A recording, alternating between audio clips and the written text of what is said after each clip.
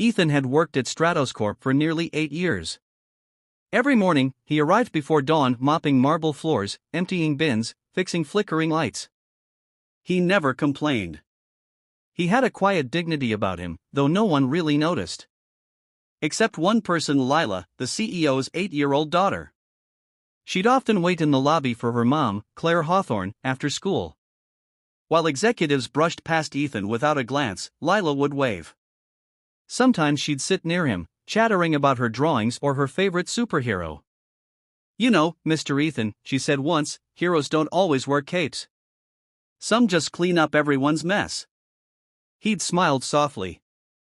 "Then I guess I'm a full-time superhero." That was their bond, pure, innocent, and unnoticed by the world. But that day was different. A major investor meeting filled the top floor. Claire was running on nerves, her mind juggling deadlines and figures. Lila had tagged along, sitting quietly in the corner of her mother's glass-walled office, sketching superheroes with crayons. When Claire's assistant arrived with urgent papers, Lila decided to take the elevator down to the lobby to grab a snack from the cafe. She waved. "Be right back, Mommy." Claire smiled distractedly, not realizing those would be the most terrifying words she'd hear all year. Moments later, a thunderous clunk echoed through the building. The lights flickered. Phones buzzed. Then, silence. The building's main elevator had stopped between floors 17 and 18. When the emergency operator confirmed the passenger's name, Claire's world spun. It's your daughter, ma'am." Her knees buckled. The powerful, unshakable CEO who commanded boardrooms and conquered markets suddenly couldn't breathe. Security tried everything: controls, backup power, even calling the fire department. But traffic had gridlocked the streets outside. Rescue was at least 40 minutes away. Inside the dark elevator, Lila cried softly. Her voice came through the crackling intercom. "Mommy, I'm scared." Claire pressed her trembling hands against the elevator door, tears streaking her face. "Baby, don't move.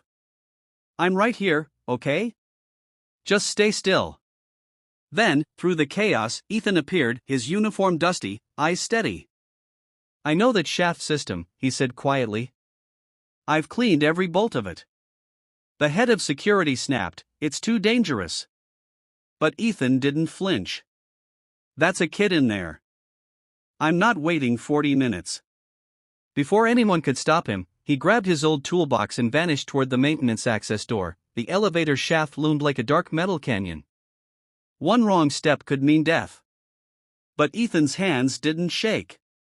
He had done this before: maintenance on jammed lifts, back when his son was still alive. Yes, his son. The memory flashed painfully. A car crash, years ago. Ethan had been too late to save him. Ever since, he'd vowed never to let fear stop him from helping someone in need again. Now, climbing into the dim shaft, he whispered under his breath. "Not this time."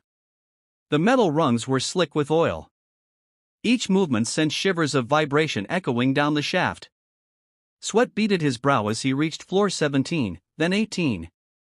He could hear Lila's faint sobs echoing. "Mr. Ethan? Is that you?" "Yeah, sweetheart. I'm right here. I'm scared." "I know. But you remember what you told me? Heroes don't wear capes." There was silence, then a shaky giggle. "Then you're my superhero." Outside, Claire clutched the security monitor, eyes glued to the small infrared feed showing Ethan's slow, perilous climb. Her hands trembled. She whispered prayers she'd long forgotten how to say. Suddenly, a jolt. The cables groaned. The elevator shifted dangerously. People screamed. But Ethan didn't stop. He reached the access panel above the elevator and pried it open with his wrench. Metal screeched. The air was thick with dust and adrenaline. He saw her curled up in the corner, tears streaking her little face. "Okay, kiddo. I'm going to lift you up, nice and slow." He lowered himself through the opening, balancing on the edge. The elevator swayed under his weight. He wrapped her tiny hands around his neck. Hold tight, alright? Step by step, he climbed back up, carrying her, one arm gripping the metal rung, the other holding her close. The shaft moaned. The building trembled. But Ethan didn't let go. When his boots finally hit the maintenance platform, a cheer erupted below. The fire crew had just arrived, but they weren't the heroes this time. Ethan stumbled out, clutching Lila in his arms. Claire ran forward, collapsing around them both. You saved my baby." "She's safe now," he whispered, voice hoarse. For the first time, the CEO didn't see a janitor, she saw a man who risked everything when others hesitated. Days later, Claire visited the hospital where Ethan was recovering from minor burns and bruises. She offered him a promotion, a better position, a higher salary. But Ethan only smiled. "I'm just glad she's okay. That's more than enough."